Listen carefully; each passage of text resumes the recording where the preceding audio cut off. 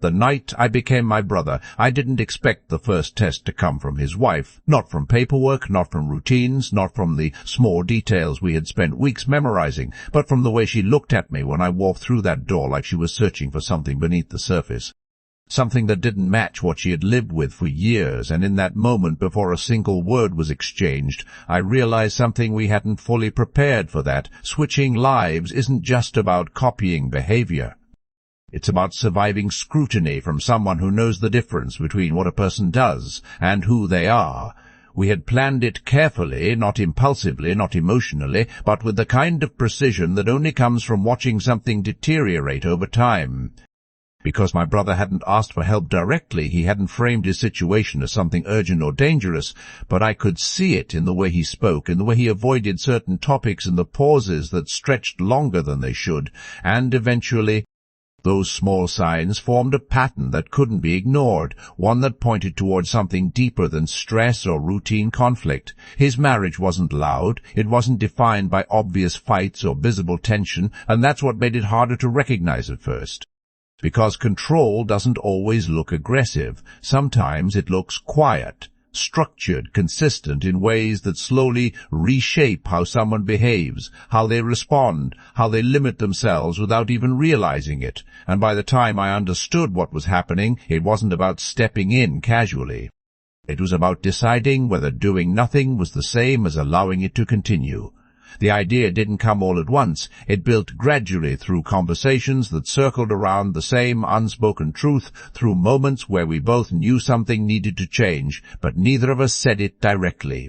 Until eventually the possibility of switching places stopped sounding extreme and started sounding practical, not as a permanent solution, but as a way to understand what he was dealing with from the inside.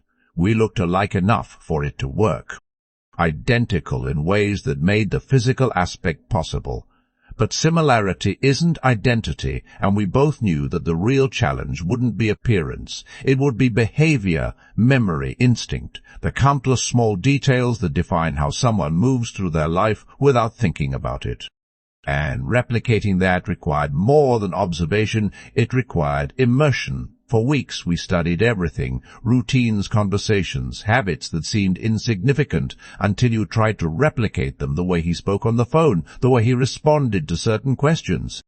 Even the timing of his reactions, because consistency is what convinces people, not perfection, and we needed to be consistent enough that nothing felt out of place. He warned me about her, not directly, not in a way that painted her as something obvious, but in the details he chose to emphasize. The things he told me to avoid, the topics he said to be careful around, and the more he explained, the clearer it became that whatever control existed in that house wasn't accidental, it was intentional, built over time, reinforced through patterns that he had adapted to without fully realizing how much they had shaped him. The plan was simple in structure, but complex in execution. I would step into his life for a limited time, observe, understand, and if possible, disrupt the patterns that had been holding him in place. While he stepped away long enough to regain perspective, and the goal wasn't confrontation, it was clarity, because sometimes you can't see the structure you're inside until someone else walks through it. What we didn't account for was how quickly things would be tested, how little time there would be to adjust. Because the moment I crossed that threshold, the moment I entered a space that wasn't mine, but had to become mine instantly, every detail mattered, every reaction carried weight. And there was no room for hesitation, because hesitation is what reveals uncertainty, and uncertainty is what gets noticed first. And as she stood there watching me in a way that felt too focused, too aware, I understood something that shifted the entire plan before it had even fully begun. That this wasn't just about stepping into his life, it was about stepping into a dynamic that had already been defined long before I arrived. And if I didn't understand that fast enough, the first mistake I made wouldn't just expose me, it would confirm something she had already been suspecting. She didn't greet me the way I expected. There was no warmth, no routine acknowledgement that would signal normalcy, just a measured pause followed by a look that lingered, a second too long, as if she was recalibrating something in her mind, comparing what she saw in front of her with what she was used to. And in that moment I realized that whatever patterns existed in this house, they weren't passive. They were actively observed, tracked, and reinforced, which meant any deviation, no matter how small, wouldn't go unnoticed. I responded the way we had practiced, controlled, familiar matching tone and pacing, avoiding anything that could feel exaggerated or forced, because overcompensation is often more revealing than mistakes. And for a brief second it seemed to work. She turned away, continuing with whatever she had been doing, but the tension didn't disappear. It shifted, settling into the room like something unspoken but present. The house itself felt structured, not just physically, but behaviorally. Everything had a place, a rhythm, a sequence that dictated how things moved, and stepping into that rhythm required immediate adjustment. Because hesitation didn't just slow things down, it stood out, and I could already sense that standing out here carried consequences that weren't immediately visible, but definitely real. Dinner was the first real test, not because of what was said, but because of how it was said, the timing of questions, the expectation of certain responses, the subtle way she guided the conversation without appearing to control it, and as I navigated it, carefully sticking to what we had rehearsed, I noticed something important. She wasn't just listening to my words, she was watching for alignment, for consistency with patterns she already knew. At one point she asked a question we hadn't anticipated, something small, something that seemed casual on the surface but carried a layer beneath it, and for a fraction of a second I felt it, the gap between memory and replication. The space where I had to choose how to respond without access to the exact reference she was expecting. And that's where the risk lives in something like this, not in the big moments, but in the small, unscripted ones. I answered carefully, not perfectly, but consistently enough to avoid immediate suspicion, and she accepted it, or at least appeared to. But there was a shift, subtle but present in the way she looked at me afterward, like a note had been made, something filed away rather than addressed directly. And that kind of reaction is more dangerous than confrontation, because it means the observation continues. As the night went on, I began to understand what my brother had been dealing with, not through obvious actions, but through pressure. The kind that doesn't need to be stated because it's embedded in expectation, in routine, in the way certain responses are rewarded while others are quietly discouraged, and over time that kind of environment reshapes behavior without requiring force. I tested it, slightly, nothing drastic. Just a small deviation in tone, a response that carried a bit more independence than what she seemed used to, and the reaction was immediate, not explosive, not dramatic, but corrective, a subtle shift in her own tone, a slight narrowing of focus, enough to signal that something had moved outside the accepted pattern.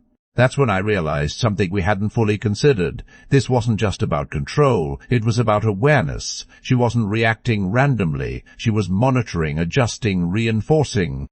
Almost like she had mapped out his behavior over time, and could detect even minor changes, which meant this wasn't the first time she had dealt with resistance. It was something she anticipated. And as I lay there that night, replaying every interaction, every word, every reaction, one thought became impossible to ignore, that stepping into his life wasn't just exposing me to her behavior, it was exposing me to a system that had been built to adapt, to respond, to correct anything that didn't fit. And if I didn't understand that system quickly enough, it wouldn't just expose me, it would trap me inside it the same way it had trapped him. By the next morning I realized something that changed how I approached everything. This wasn't a situation where control was applied occasionally. It was constant, embedded into the smallest parts of daily life, from the way conversations started to, how decisions were framed, and the more I observed, the clearer it became that nothing here was random. Every reaction she gave, every question she asked, served a purpose not always obvious, but always consistent with maintaining a certain balance, one where she remained in control without needing to assert it directly. Breakfast felt less like a routine and more like a test, not because she said anything confrontational, but because of how she structured the interaction. Small questions layered into normal conversation, each one requiring a response that aligned with what she expected, and I could feel it. The need to match not just words, but tone timing, even the level of confidence behind what I said, because any mismatch, no matter how slight, risked drawing attention. At one point she mentioned something from the past, a detail my brother hadn't shared with me, something specific enough that it couldn't be guessed. And in that moment I understood how fragile this entire situation really was, because no amount of preparation can cover everything and the gaps. The small missing pieces are where exposure begins. I deflected carefully, shifting the conversation just enough to avoid committing to a specific answer, and it worked at least on the surface. But again, that same subtle reaction followed the slight pause. The look that lingered just long enough to suggest that something had been noted, not challenged, just stored, and that pattern repeated often enough to become impossible to ignore. The real pressure wasn't in what she said, it was in what she didn't say. In the way she allowed conversations to continue without resolution, creating a sense that everything was being evaluated continuously, and that kind of environment doesn't force compliance directly, it encourages it because, over time, you start adjusting yourself to avoid that unspoken scrutiny. I started to feel it myself, that subtle shift in behavior. The instinct to respond in ways that felt safer rather than more natural, and that's when it hit me. This wasn't just something my brother had experienced, it was something that could affect anyone placed in this environment long enough. Because it operates on awareness, on pattern recognition, on the quiet reinforcement of what is acceptable and what isn't. Then came the moment that changed everything, not because it exposed me directly, but because it revealed how far her awareness actually went. She asked me something simple. Something that should have had a routine answer, but instead of responding immediately, I paused for just a fraction too long, not enough for most people to notice, but enough for her. "You're different," she said, not accusing, not emotional, just stating it like an observation. And that single sentence cut through everything we had prepared, because it meant that despite all the consistency, all the effort to replicate behavior, something fundamental hadn't matched, something she could sense even if she couldn't fully define it. I didn't deny it immediately, because denial without context can escalate suspicion, and instead I redirected and reframed the moment as stress, as fatigue, something temporary that could explain the deviation without confirming it, and she accepted it, or at least allowed it, but the shift in her perception was clear now. This wasn't just observation anymore, it was active evaluation. And as that realization settled in, one thing became unavoidable. This situation was no longer just about understanding what my brother had been dealing with. It had evolved into something else, entirely, something more dangerous. Because now it wasn't just about whether I could maintain the role, it was about whether she was already starting to see through it. And if she was, then every moment moving forward wasn't just a test. It was a countdown. Once, she said it once, that simple observation, "You're different," entered the space between us. Everything shifted in a way that couldn't be undone, because suspicion once formed doesn't disappear. It adapts, it waits, it watches more carefully, and from that moment on, every interaction carried an added layer of tension, not visible on the surface, not expressed directly, but present in the way she paid closer attention, in the way her questions became slightly more precise, as if she was narrowing in on something she couldn't yet fully confirm. I adjusted immediately, tightening every aspect of my behavior, aligning more closely with what I knew, reducing variation, eliminating anything that could be interpreted as inconsistency. But there's a limit to how much you can refine something before it starts to feel unnatural, because real behavior isn't perfect. It has irregularities, small imperfections that make it believable, and overcorrection risks creating a different kind of suspicion, one that doesn't come from deviation, but from precision that feels too controlled. She changed her approach subtly, not increasing pressure directly, but altering the environment in ways that made it harder to maintain control, introducing unpredictability into conversations, shifting routines, slightly creating situations that required immediate responses rather than rehearsed ones. And that's where preparation begins to break down. Because no matter how much you study, you can't anticipate everything. At one point she brought up something emotional, something personal that clearly carried weight in their relationship, and the way she presented it wasn't random. It was deliberate, designed to trigger a specific reaction. one that would either confirm familiarity or expose difference, and in that moment I understood that this wasn't just observation anymore, it was testing. I responded carefully, not avoiding the topic, but engaging just enough to maintain continuity, drawing on what I knew while leaving space where I didn't, and for a moment it seemed to hold, but again that same pattern followed the pause. The look, the quiet acknowledgement that something wasn't fully aligned, and each of those moments added weight to the growing uncertainty between us. The pressure wasn't constant. It came in waves, moments of normalcy followed by moments of heightened scrutiny, and that unpredictability made it harder to settle into any rhythm, because just when something felt stable, it shifted again, forcing constant adjustment, and over time. That kind of environment wears down even the most controlled behavior. Then she did something unexpected, something we hadn't prepared for at all. She stopped testing entirely, or at least it appeared that way. The questions became simpler, the interactions more routine, the tension seemed to ease. And for a brief moment it felt like the suspicion had passed, like whatever she had noticed wasn't strong enough to pursue further, but that sense of relief didn't sit right. Because when someone like her stops pressing it, doesn't mean they've stopped observing it, often means they've shifted strategy.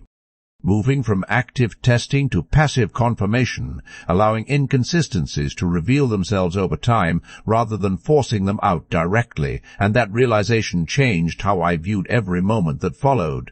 I became more aware of my own reactions, not just what I said, but how quickly I said it, how I moved, how I responded to things that didn't require conscious thought, because those are the areas where imitation breaks down first, and the more I focused on controlling them, the more unnatural they began to feel. And then late that night when everything seemed quiet, when there were no questions, no tension, no visible signs of scrutiny, she said something that confirmed what I had been starting to suspect, something simple, almost casual, but precise enough to change everything because it made one thing clear beyond doubt. She hadn't stopped noticing. She had already started figuring it out. It didn't happen in a dramatic way. There was no sudden accusation, no raised voice that would signal the moment everything collapsed. Instead, it came quietly, almost casually. The way someone might comment on something they've already accepted as true, and that's what made it more unsettling than anything else she had done so far.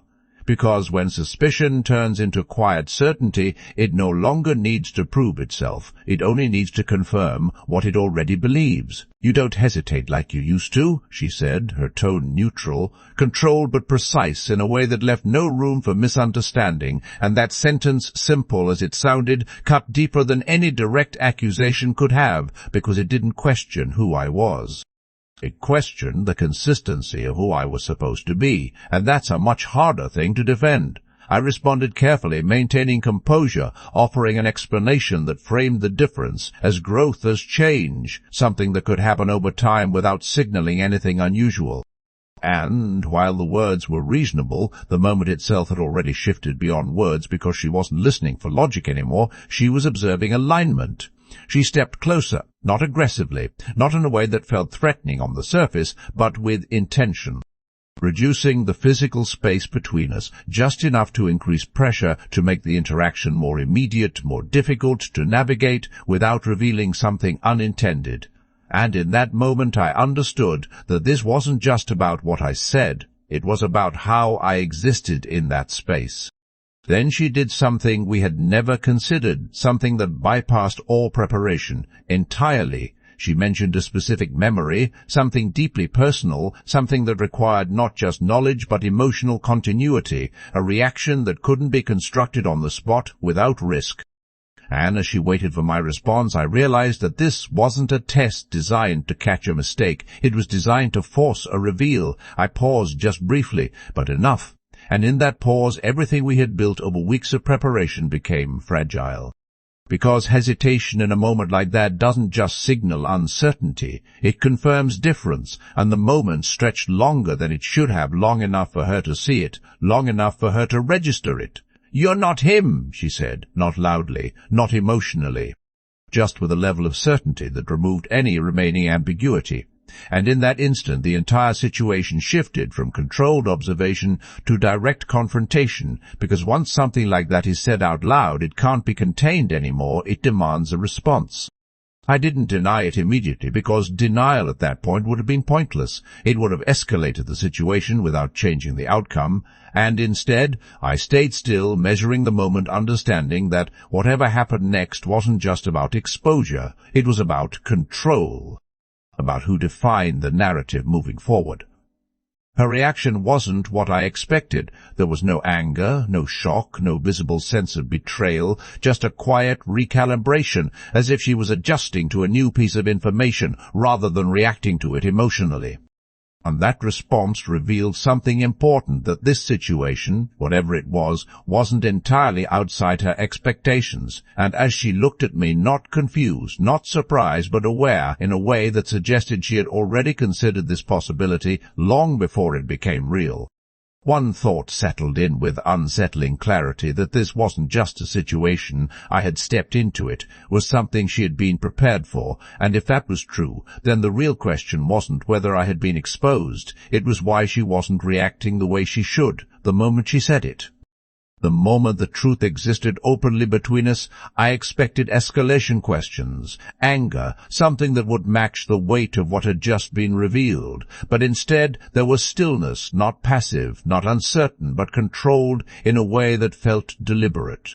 Like she wasn't reacting because she didn't need to, and that kind of calm doesn't come from confusion. It comes from awareness, from having already considered possibilities before they become reality, and as I stood there, exposed, but not yet challenged, I realized that this situation had just shifted into something far more complex than we had planned for. "You lasted longer than I thought," she said, and that single sentence reframed everything because it didn't just acknowledge the switch, it implied expectation, as if this wasn't a surprise.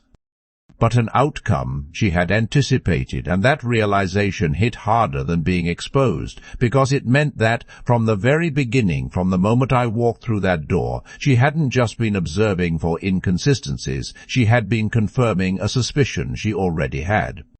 I tried to understand how, where the plan had failed, what detail we had overlooked, but as I replayed everything in my mind, it became clear that it wasn't about a single mistake.